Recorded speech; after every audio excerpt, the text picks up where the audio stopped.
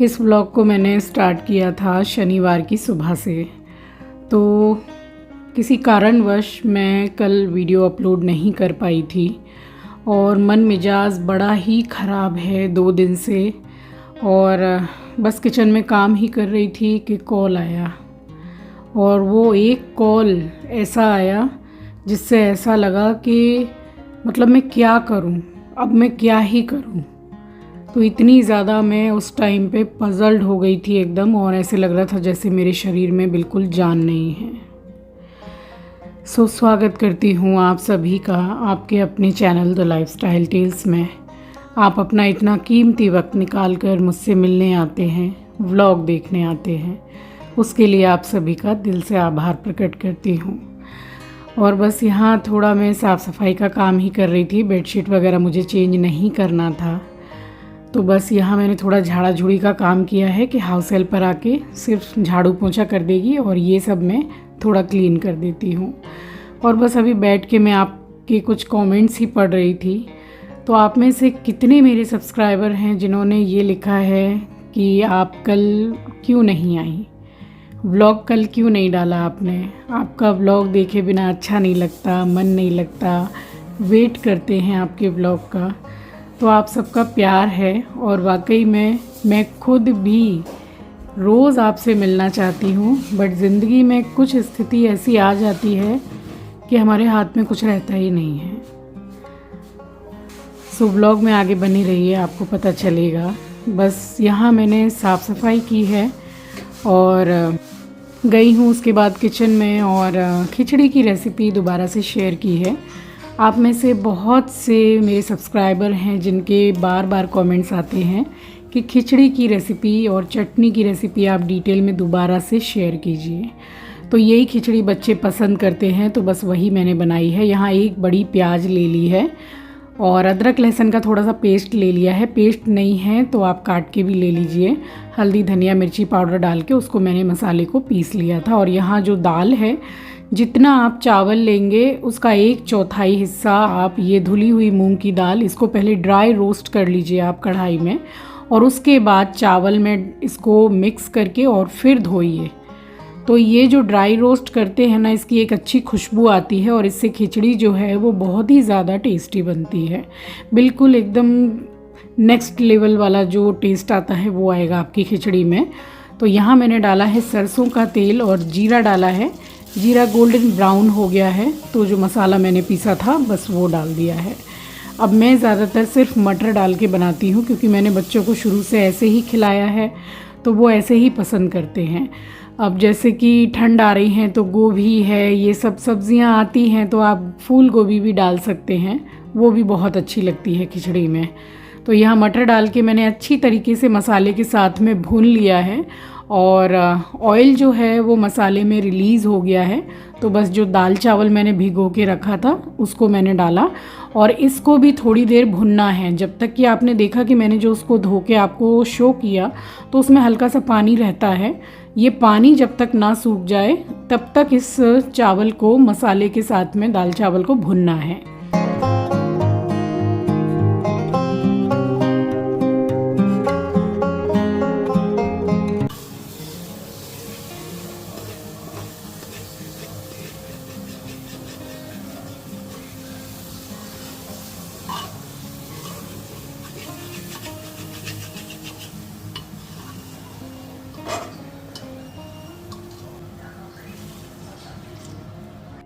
और पानी जैसे इतना डालना है जितना पुलाव बनाने के लिए डालते हैं चावल से 1 इंची ऊपर, बट उससे ज़्यादा ही पानी डालना है थोड़ा।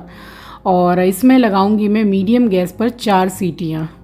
तो ये गोविंद भोग चावल की खिचड़ी है जो आपको देखने में इतनी अच्छी लगती है और वाकई में टेस्ट काफ़ी अच्छा आता है।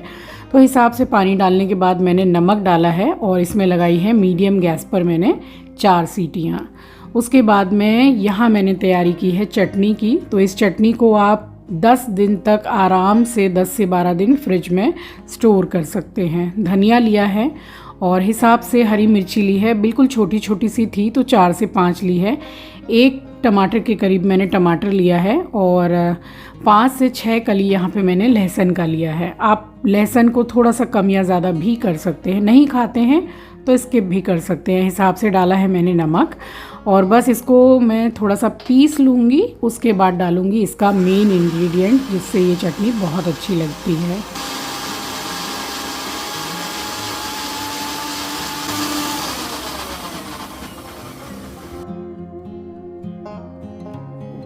अब यहाँ चटनी अच्छी तरीके से पिस गई है, तो ये कच्चा सरसों का तेल डाल रही हूँ। आप बहुत ज़्यादा मत डाल दीजिएगा, नहीं तो इसमें क्या है, बिल्कुल झांझ हो जाएगी और आप खा नहीं पाएंगे, इतनी झांझ इसमें हो जाती है। तो सब कुछ डिपेंड करता है कि आपकी चटनी की क्वांटिटी क्या है, कितनी आप बना रहे हैं, उस हिसाब से आप थोड़ा सा ही डालिए और डाल के इसको मिक्सर ग्राइंडर में पीस दीजिए ज़रूर से। और अगर आप सिल पे चटनी पीस रहे हैं तो फिर चटनी पीसने के बाद में आप अच्छी तरीके से मिक्स कर दीजिए सरसों के तेल को। बट इसके साथ में अगर चला देते हैं ना मिक्सी में, तो बहुत अच्छी तरीके से मिक्स हो जाती है। और इस चटनी की खासियत ये है कि इसका जो कलर है ये 12 दिन भी आप रखोगे तब भी ऐसा ही रहेगा। इसका कलर मेंटेन करने के लिए आपको कोई दूसरा मसाला कुछ भी नहीं डालना है। ये शाम के लिए मैंने आलू बॉईल किए हैं कि अगर ज़रूरत पड़ेगी तो एक सूखी सी सब्जी बना दूँगी। तो बॉईल रहते हैं आलू, तो थोड़ा आसान रहता है बनाना कि फ्रिज से निकाला और बना दिया। बस यहाँ ये 4 सीटियाँ लग गई थी। अब इसको इस तरीके से चलाना बहुत ही ज़्यादा ज़रूरी है। अब इसमें दाल घोटनी नहीं चलानी है, चमचा से 3-4 बार जैसे आप चलाएंगे तो ही ये एकदम एक सार हो जाएगी, पानी चावल अलग अलग नहीं रहेगा। गरम मसाला डाला है, फिर से अच्छी तरीके से मिक्स किया है, क्योंकि जो खिचड़ी है वो बिल्कुल अच्छी तरह से मिक्स रहे तभी अच्छी लगती है। और ऊपर से डाल रही हूँ हरा धनिया। अब खिचड़ी बन गई है, या तो आप एक ही समय पर इसी टाइम पे इसमें घी मिला दीजिए, क्योंकि घी के बिना खिचड़ी में इतना टेस्ट अच्छा नहीं आता है। और खिचड़ी में तो वैसे भी घी डाला ही जाता है, तो फ़िलहाल मैंने ये डाल दिया है। और जो मैं इस टाइम पे घी डाल देती हूँ, आंचल ऊपर से घी डाल के नहीं खाती है, बाकी लोग फिर भी ऊपर से थोड़ा थोड़ा सा डाल के ही खाते हैं खिचड़ी में स्पेशली। और यहाँ एक पापड़ सेक लिया है, तो ये था हमारा सैटरडे का लंच। एक पापड़ सेक लिया है और मेरे हाथ का डाला हुआ आम का अचार है, चटनी है, खिचड़ी है। तो ये खिचड़ी अपने आप में ही बहुत ज़्यादा टेस्टी होती है, अगर चटनी ना भी हो तो भी ये खिचड़ी बहुत स्वादिष्ट लगती है। सो अब मैं आपको करके दिखाती हूँ शनिवार की स्पेशल थाली की प्लेटिंग।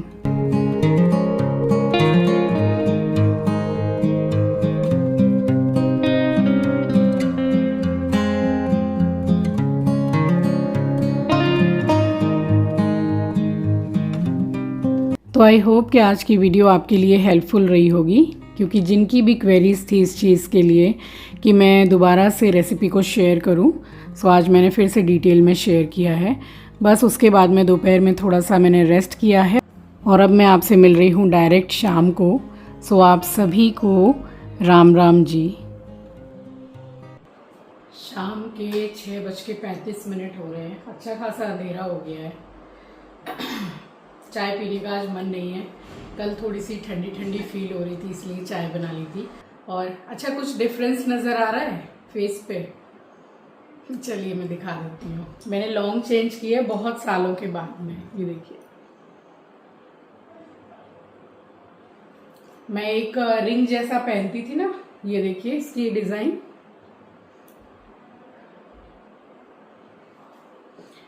मैंने बहुत सालों से वो रिंग पहन के रखी थी, मुझे बहुत पसंद है।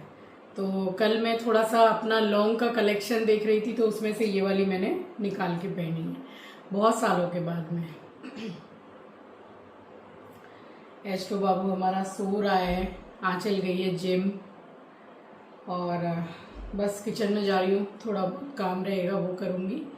और आलू दोपहर को ही बॉईल करके रख दिए थे कि अगर ज़रूरत पड़ेगी तो वो वाली सब्जी बनाऊंगी, तो वो वाली बनाऊंगी। इसीलिए थोड़ा इजी पड़ता है, बॉईल करके रख दिया है, बस निकाल के बना लूँगी। यहाँ बस किचन में आई तो मैंने सोचा कि बहुत ही एक सिंपल सी रेसिपी आपके साथ शेयर करूँ।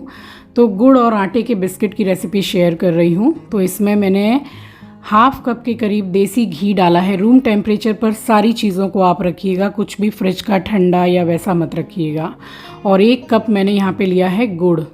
तो ये आजकल गुड़ का पाउडर मिल ही जाता है, तो बस उसको मैंने सबसे पहले विस्कर से मैंने अच्छी तरीके से मिक्स किया, बट उससे ठीक से नहीं हो रहा था, तो मैंने हाथ से मिक्स किया है। मिक्स करते करते ये कुछ इस तरीके से हो जाएगा। उसके बाद मैंने फिर से विस्कर से मिक्स किया है, और इसमें ना तो मैदा है, ना चीनी है, और ना ही मैंने इसमें बटर डाला है, कुछ भी नहीं है, हेल्दी है बिल्कुल। और जिस कप से मैंने गुड़ को नापा है उसी कप से मैंने 1 कप डाला है गेहूं का आटा। और एक अच्छे टेस्ट के लिए और थोड़ा सा क्रंची बनेगा, इसमें 2 चम्मच के करीब मैंने छोटे टीस्पून बेसन का डाला है, थोड़ा सा नमक डाला है सारी चीज़ों को बैलेंस करने के लिए। 1 टीस्पून, सबसे छोटा टीस्पून जो होता है वो मैंने बेकिंग पाउडर डाला है, एंड 1/4 टीस्पून का भी हाफ मैंने डाला है बेकिंग सोडा। अब इसको बहुत ज़्यादा मतलब इसमें ताकत लगा के इसको नहीं गूंदना है, क्योंकि इसमें जो एयर फॉर्म हुई है वो नहीं जानी चाहिए। और अगर आपको कुछ कम लगता है कि जैसे आपको ड्राई लग रहा है, तो रूम टेम्परेचर पर ही दूध लीजिएगा पका हुआ, 2 चम्मच 4 चम्मच जितना आपको लगता है, और मीडियम डो इसका लगा के रख दीजिए। और मैं इसको बना रही हूँ गैस पर।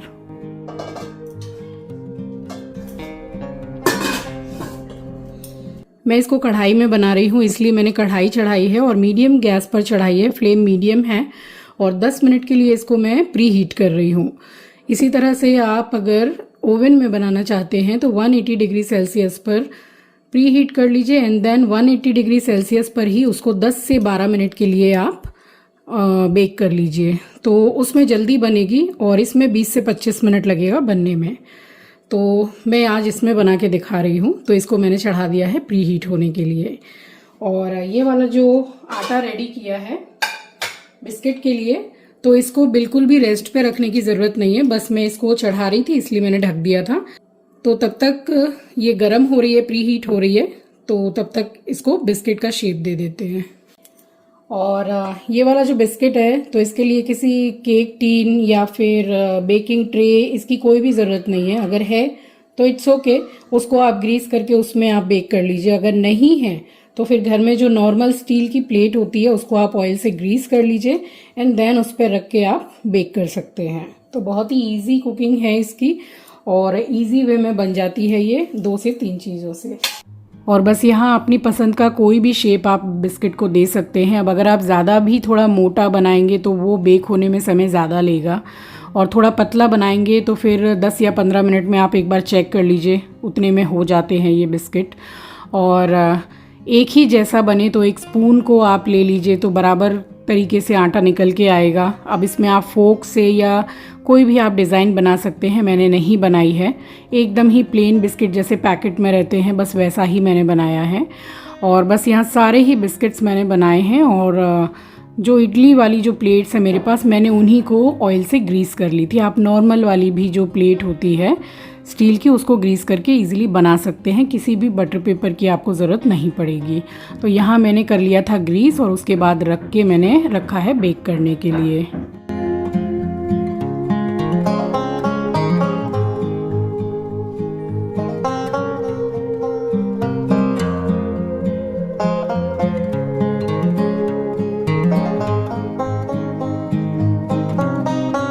और हाँ, मैं आपको बताना भूल गई हूँ कि जब मैंने ड्राई इंग्रेडिएंट्स डाले थे तो आप उसको अगर छान के डालेंगे तो ज़्यादा बेहतर होगा। मैंने नहीं छाना है, और उस टाइम पे मैंने ½ टीस्पून के करीब इलायची का पाउडर भी डाला था एक अच्छे खुशबू के लिए। तो बस यहाँ पे मैंने लगा दिया था, और गैस को बिल्कुल कर दिया स्लो, क्योंकि मुझे इसको 20 से 25 मिनट के लिए बेक करना था।